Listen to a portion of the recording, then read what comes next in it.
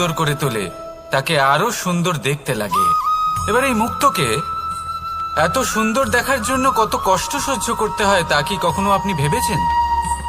এই মুক্তো ঝিনুক থেকে বের করা হয়। ঝিনুক, যা কিনা সমুদ্রের তলদেশে থাকে। ওকে কত কষ্ট সহ্য করতে হয়, জলের চাপ সহ্য করতে হয়, সমুদ্রের স্রোত সহ্য করতে হয়। এই ঝিনুককে এত কষ্ট সহ্য করতে হয়, এই মুক্তোকে এত কষ্ট সহ্য করতে হয়, তারপরে এর রূপ এত সুন্দর হয়।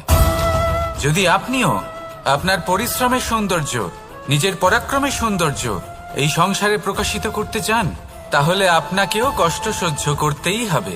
তাই জীবনে যখনই সংকট আসবে, বিপদ আসবে, সমস্যা আসবে, তখন একে সুযোগ হিসেবে গ্রহণ করুন।